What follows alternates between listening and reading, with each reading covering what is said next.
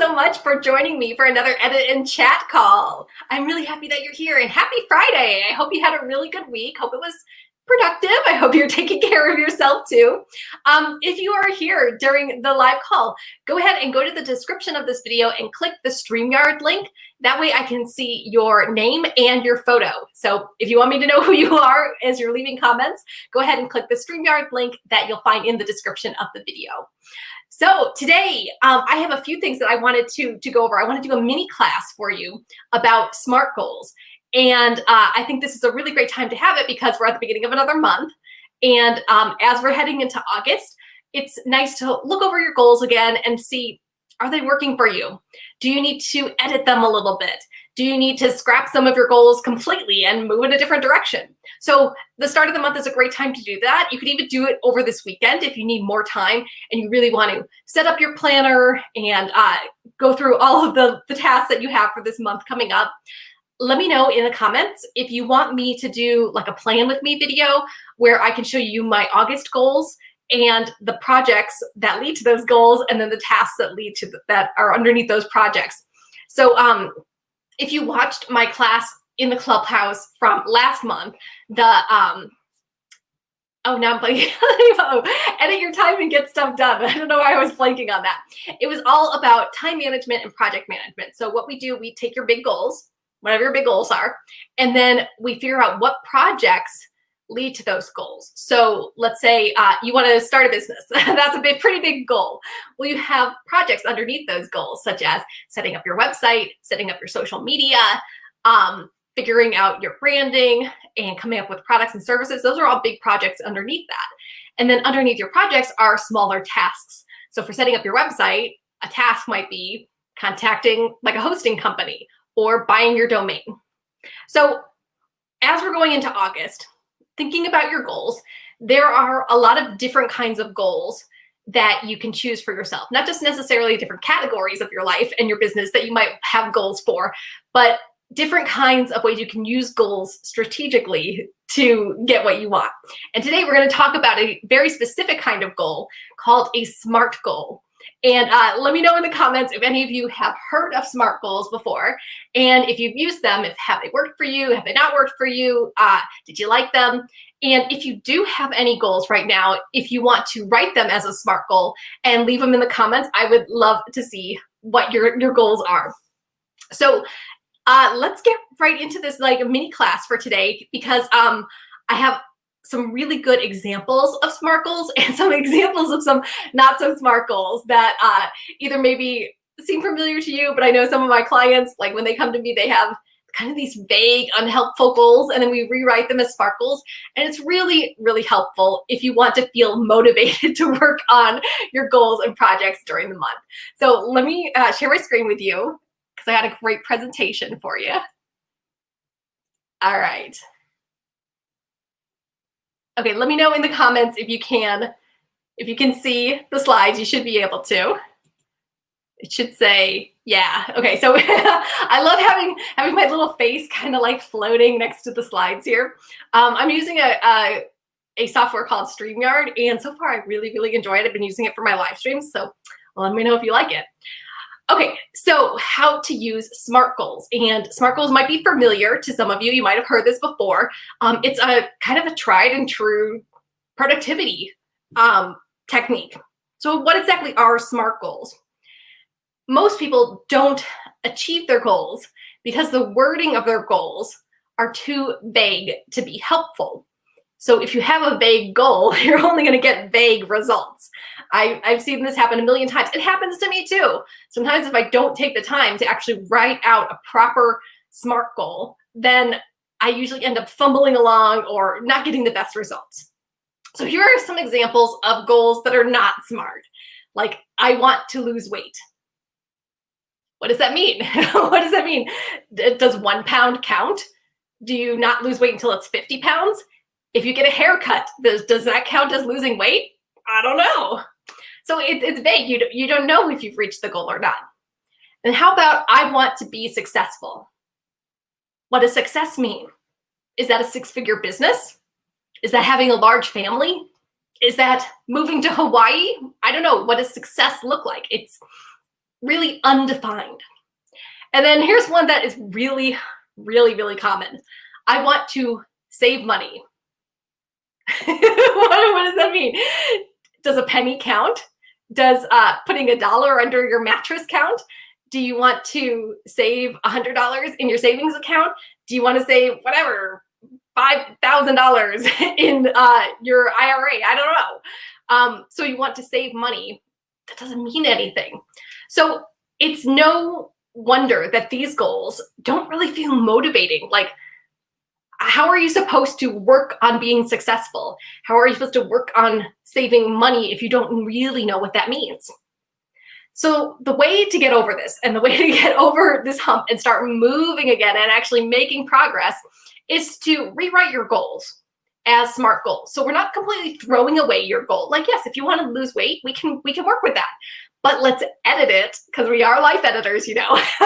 Let's tweak it a little bit and make it more useful.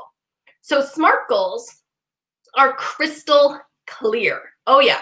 So SMART is actually an acronym for specific, measurable, actionable, realistic, and time limited. And if you've seen this before, you might see like a few of the words might be different in various other places that you've seen this show up, but you get the idea. We want it to be crystal clear that you know exactly what your goal is and how you can move forward on it, and whether you have achieved it or not. So SMART: specific, measurable, actionable, realistic, and time limited. Okay, let's go over each one of these. Specific. If you don't have a specific goal, you're not going to get specific results. So you might need to sit down with yourself or with your planner or whatever kind of project management software you use and really, really think about, what do you want? What do you really want? So a not SMART goal, like we just talked about, would be, I want to save money. How do you know if you've achieved that? If I put 1 penny in my pocket, does that count? But instead, a SMART goal that is specific would be, I want to save $25 per week. Or I want to save 10% of every paycheck. That's pretty specific. Or I want to save exactly $3,000 to pay for my vacation up front. Yeah, can you see how these are specific goals? Because they've got specific numbers attached to them. $25, 10%, $3,000. I would even probably take this a step further and say, where exactly, specifically, do you want to save this money? Hopefully you're saving it someplace safe, like a savings account, or you're investing it, or wherever, or it's in your retirement fund, rather than like tucking the money like under your mattress. Do people do that? I don't know. That's really old school. But maybe if you would even like have a goal about, like, I want to, whatever, save the change from every cash interaction, and then use that change for something else. So get really, really specific. If you can assign numbers to it, that's really helpful, or even percentages, or a specific place, like how exactly are you saving? Where is this money going? Like, what's going to hold it? Can you see how this is like more helpful? By getting specific, you kind of have a goal to hit. You have something to strive for, rather than save money just doesn't feel motivating. Okay, let's move on to the next one, which is measurable. And I'm not talking about just that you can like track it, or that you have some great spreadsheet, or that you've got like little check boxes in your planner. When I mean measurable, I mean you can definitively answer the question, did you reach this goal, with either a yes or a no. It's black or white. It's measurable. Yes, you reached it. No, you did not. So a not SMART goal would be, I will lose weight. What does that mean? Like we just talked about. Does it count if you get your hair cut? That's a little bit of weight off you. Does that count? Or does 1 pound count? Or does it not matter at all until you lose 50 pounds? Like, what does I want to lose weight mean? Does it matter if it's fat weight? Or what if your muscles are just atrophying? I don't know. So getting smart with your weight loss goal and making it measurable. Here's some examples. I will lose 1 pound per week for the next 10 weeks. Yeah, that's measurable, because you can hop on the scale and you can say yes or no. And then even at the end of the 10 weeks, you can say, did you lose 1 pound per week? Yes or no. See how it's black and white. It's like, did you do it or did you not? It's measurable. Here's another one. I will do cardio exercise 3 times per week for 30 minutes a session. Yeah, this is definitely measurable. You can check off, did you do it 3 times a week? And then you can check on your timer. Did you do it for at least 30 minutes? So if you have a goal that's feeling a little vague, is there a way that you can add some kind of measurement to it? So you can answer yes or no, did you achieve it? And I think a lot of us might choose a goal that would be too big. So sometimes you might choose a goal that's like, okay, like going back to weight loss, I want to lose 50 pounds. That's a really big goal, and that's going to take you longer than a few days. So maybe you could even make that more measurable by breaking it down and naming all the little benchmarks along the way. Like, I will lose 1 pound a week, or after the end of whatever, a certain amount of time, or after so many workouts, you're hoping to lose X amount of weight. Or if you don't even want to tie weight to it, like the goal is to lose weight, but rather than tying it to a specific pound number, you could, like the second example is, tie it to exercise, or tie it to counting calories, or following whatever kind of eating plan you're on. So think about that. Can you actually say yes or no to your goal to make it measurable? Okay, next one, actionable. I love my clients. I do love my clients, but a lot of times we have to work through them editing their goals because they're not actionable. And what I mean by actionable is that the goal is dependent on you taking action, not someone else. So if you have a not smart goal, like I wish my boss would give me a raise, or I wish my spouse were nicer, or I wish my kids would pick up their room, or whatever it is, for me, I wish the construction would go away in my neighborhood because it's loud. So whatever it is, that's dependent on someone else. And you can't force someone to make changes. You can't force someone into your goal and be like, you're going to do this because I want this goal. It doesn't work that way. So for this goal, okay, yes, of course you want to raise. But if you work in like a corporate environment, that's probably not up to you. If you run your own business, go ahead, give yourself a raise, whatever you want.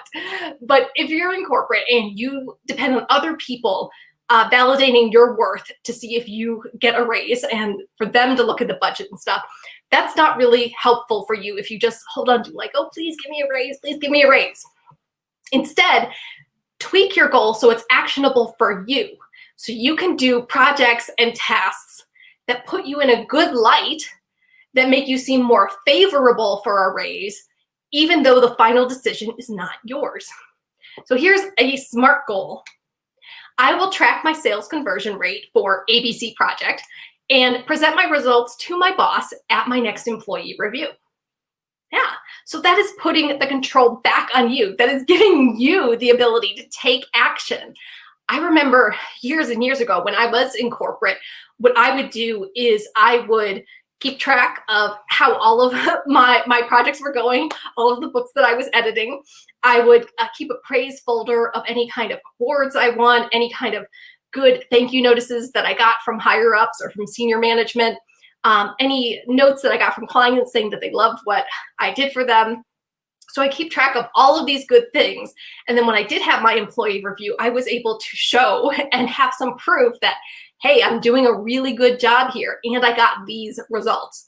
Like I was able to say I was able to edit whatever, a 300-page book in however many days.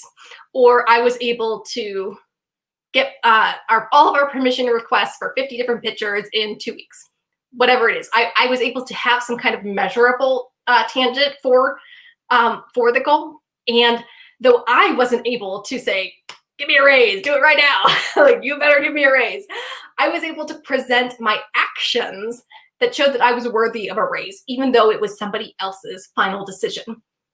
So think about that. As you're looking at your goals, can you take action on them?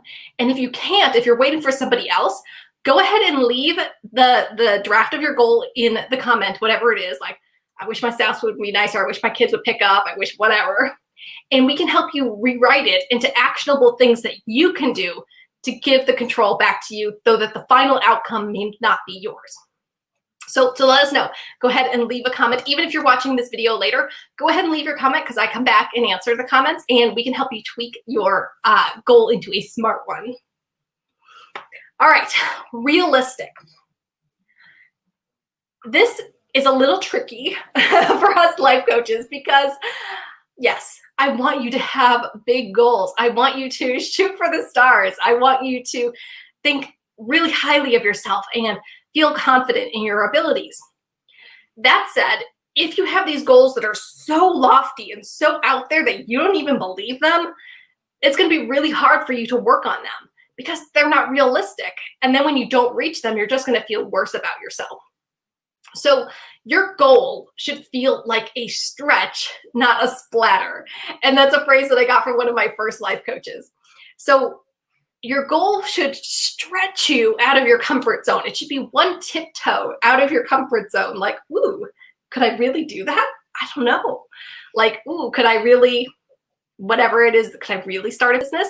Could I really charge that much? Could I really, I don't know, tell off my mother-in-law? I don't know. Whatever feels like a little bit of a stretch outside of your comfort zone, enough to give you something to work for. But it's not a splatter. And by a splatter, I mean it's just so out there. It's like, it's unbelievable, even to you. And if you don't believe it, nobody else is going to believe it either. So here's a not smart goal.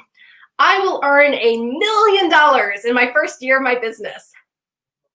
Well, that's probably not realistic unless you had started many businesses before and last year you earned $900,000. Well, then maybe you will earn $1 million this year. But for most people starting their businesses, they're starting at zero and they're probably not going to earn $1 million their first year. That's really, really unrealistic. And instead of holding that standard above your head, choose a realistic goal so that as you achieve a little bit more every single month, it gives you that energy to keep going. So here's a smart goal. I will email my list once per week with a video that upsells to my products and services. So yeah, so you're doing something consistently. You can say yes or no. Did I send my email this week? You can take action on this. You're not waiting for anyone else. And it's realistic. So if you've got products and services, you can gently upsell them to the people who signed up for your list and sell that way. I think that's a much more loving approach, not only for your clients, but also for you too. I want you to be kind with yourself with whatever your goals are, especially if you have business goals, because it's really easy for us to get caught up in the comparison and thinking like, oh, well, Oprah earns $1 billion a year. I should be earning $1 billion a year. And that's just not realistic. And it's okay. Maybe you will be at an Oprah level someday, but you're not right now. So choose something that's realistic that keeps you motivated. Because honestly, you're only competing against yourself. All right, the final component of your SMART goal is to make it time limited. So a goal without a deadline is just a dream. I mean, how many people have a goal like in January, you start making your New Year's resolutions. Like this year, I'm going to start a business. And then the 12 months go by and then it's December. It's like, oh, I didn't start a business. Whoops, because you didn't put any kind of deadline other than this year. Or what about I will lose weight sometime and then it never happens. Or I will save for a new car sometime and then you don't have any savings. So by putting a deadline on your goal, it creates this endpoint. It creates something to strive for, something to hit. It creates this underlying sense of urgency. So here's a not SMART goal. I will nurture my relationships. How are you going to do that? Like, what's the time frame for that? It sounds a little morbid, but you never know how long you've got or how long your loved ones have got, or when circumstances might change and someone might move across the country or get a new job or whatever, and then you don't have the time to nurture that relationship or whatever it might be. By putting some kind of a deadline to it, you'll ensure that you actually do it. So here's a SMART goal. I will call my sister every Sunday at 8 p.m. to check in and share the highlights from the week. Yeah, can you see how that's a deadline? That's something to strive for. So if you do want to improve your relationships, how can you put a time limit on it? So whether it's calling someone once a week, or whether that's texting your best friend every morning, or whether that's doing a Zoom call like with your coworkers a few times a week. Or if you're in a long distance relationship, what can you do? Can you do like a Zoom call or Skype call? Can you send each other letters? Can you text throughout the day? Like, but making it something like, I'm going to do this every day, or we're going to have a call once a week. By putting some kind of deadline to it, you make it real. It's not just nebulous. It's not just floating out there in the void. It's real, and you can really do it. All right, so I hope this makes sense about SMART goals: specific, measurable, actionable, realistic, and time limited. And go ahead and type your SMART goal in the comments. I would love to see the things that you're working on. And if you need a little help tweaking it, let us know, because I know me and other life editors, we are so good at coming up with really good concrete goals for you. Okay. If you want to even try some different kinds of goals, now I only talked about one kind of goal here, which is SMART goals, but there's lots of other kinds of goals out there. There's push goals, there's outcome goals, there's process goals, there's even more than that. And I go through a whole bunch of different kinds of goals in my class, How to Choose the Right Goals for You. And you can find this class exclusively in my Life Editor Clubhouse membership site. And I'm going to leave a link below this video if you want to join us in the Clubhouse. So in How to Choose the Right Goals for You, you're going to learn why you should choose goals at all. I just don't understand the people who don't choose any kind of goals, who just kind of float through life, who just kind of fly by the seat of their pants, who just kind of wing it. It seems it's like nerve-wracking to me. I can't imagine not having goals. I want you to have goals. That's the whole point of life editing. I want you to make little edits to your life to become a better version of you. So in the class, we talk about why it's so important to choose goals. And then we talk about how to find your motivation. So like we talked about, by tweaking some of the wording of your goals, you can make them more motivating. You can feel like, oh, I really want to do this because it sounds exciting. We're going to talk about the different kinds of goals and the pros and cons of each. So yes, we went over SMART goals today, which is just one type of goal. And we went over why it's a really good idea to rewrite your goals as SMART goals. But some of you might feel a little confined by SMART goals. It might feel like a little too rigid for you. Like it's got to be specific, it's got to be measurable. So there are different goals depending on your personality and what's going to work best for you. And we go over all of that in the class. And then I give you my ultimate goal planning and task breakdown strategy, which I talked a little bit about here. But once you have your goal, then what do you do with it? You don't just like write it on a Post-it note and slap it on the wall and you're done. No, we talk about, okay, now that you have your goal, here's what you do next. And I talk about how to break down your goals into different projects and tasks and lay them out throughout your weeks and months so it's not overwhelming. And then finally, how to overcome common challenges on the way to your big goals. Yeah, so goals aren't those things that you can just set it and forget it. You have to come back to your goals all the time, make little edits, see what's working, see what's not, maybe even change your measurement technique, maybe tweak the way that you're going about the goal. So I talk about how to do a goal review in this class as well. And this is actually a perfect time to go watch the class, How to Choose the Right Goals for You, because it's August tomorrow. We are starting a brand new month. You've got all weekend to like lay out your goals for the next month and to make a really good, solid plan for next week. So if you have already watched the class, How to Choose the Right Goals for You in the Clubhouse, go ahead and leave a comment. Let me know, what did you learn? What type of goal framework works best for you? And then how do you break down your goals? Like, how do you make it work for you within your schedule so that you actually achieve them? And then I would love to hear what's your #1 goal for August. So go ahead and leave that in the comments. And if you would love to join the Clubhouse, I'll leave the link below so you can hop into the Clubhouse. There's more than, by now there's like gotta be more than like 30, 32 different classes in there. And we also do live streams like this once a week, and those all go into the Clubhouse. So we do like a mini class like this. You get to talk with me in the comments. You get to join our private Facebook group. You get new classes every month. And tomorrow morning on the 1st, I'm sending an email because we have a brand new class for August called Edit Your Biz on a Budget. So those of you who have money goals, you're definitely going to watch that class. All right, so I would love to see you in the Clubhouse. All right, let's see. Okay, so I'm looking at some of the sometimes when I'm talking and I'm looking at my slides, I can't see all the comments as they're coming in. So Pam has said that she's heard of SMART goals. I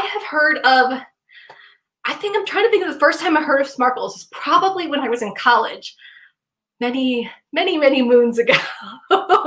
Like 21, oh my gosh, 21 years ago when I was in college. Yeah, I probably first heard of SMART goals then, because I feel like a lot of times, like in high school, I was just kind of, I used a planner in high school, but it wasn't really fancy. I was just kind of like writing down what I had to do every day. And I didn't really have good goals in high school. I guess because I wasn't really working towards much in high school, except for I was captain of my speech team. So I guess I had like goals of like doing well at state or, or whatever. But I didn't have like really concrete goals in high school. And then once I got into college, I was definitely much more me focused and focused on the direction of my life. So I came up with better goals for myself. Like I had health goals, I had money goals, definitely had money goals. I was one of the few people that I knew who actually worked through college.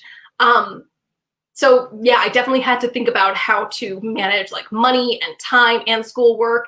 And SMART goals were really helpful for me because like I didn't want to be vague anymore. I really wanted to have some really specific direction in my life. And yeah, so let me know, like, how long have you been using SMART goals? Do they work for you? Is there any other kind of goal that like fits your personality better? And if you've done the Clubhouse class, like how did you think of like choosing a goal based on what works and what doesn't work for you? Nowadays, I still use SMART goals a lot, but I also use push goals. I think like when I'm looking at my master to-do list, I almost always kind of lean towards a push goal. So a push goal is if you think of a row of dominoes. So you have a row of dominoes all in a line, and a push goal is if you like push the first domino, they all come tumbling down. So your push goal is the goal that once achieved makes it so much easier to achieve all of your other goals. So if you put 90% of your energy into a push goal, it makes everything else so much easier. So for some people, that's earning X amount of money, because once you have X amount of money, then you can whatever, buy the things that you want, or go on vacation, or start a business, or whatever. It makes everything else easier. For some people, your push goal is a health goal. So once you get your health in order, or once you have to stop taking XYZ pills, or once you reach a certain weight, then it makes doing everything else in your life easier. But you're gonna hear all about different kinds of goals in the class, in the Clubhouse. So I definitely recommend watching that class and taking notes. There is a printable action plan for every one of the classes. So if you go in there, you can print out the action plan and check off as you're doing the things to determine your next goals. So Pam says, oh, I first heard of SMART goals at your first job after college. I think that's probably pretty common that we don't really start goal setting until college, or maybe even later. I created them for other people when I was working with people with autism. That's beautiful, Pam. Thank you so much for sharing. Yeah. So let me know, like, how did you start goal planning?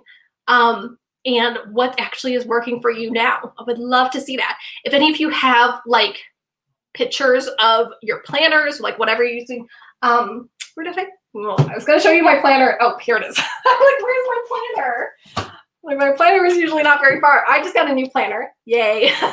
So it's a happy planner. So let me know in the comments if it would be helpful for you if I did some kind of like an August plan with me and showed you like my different goals and how I make them specific and measurable and actionable, and then how I plug them into my days and weeks.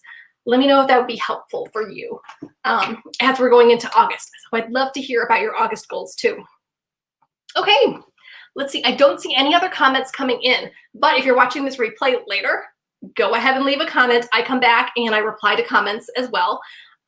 Yeah, and then hop on into the Clubhouse. I'll leave a link below the video, and then you can watch the How to Choose the Right Goals for You class and leave comments on the class and let me know what you thought.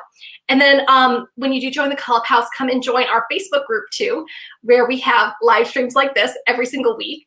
Plus we have prompts every day where you can share what you're working on, your successes and challenges, any links to your own website, your own social media posts. We have quotes in there, and I really enjoy like the conversations that we have in the Clubhouse Facebook group, and we'd love to have you join us. Okay, that's all I got for you today, Life Editors. Thanks for being here. Have a wonderful Friday and a wonderful weekend. Do your August goal planning. Like, this is the perfect time to do it. And yeah, I will talk to you again real soon. Bye.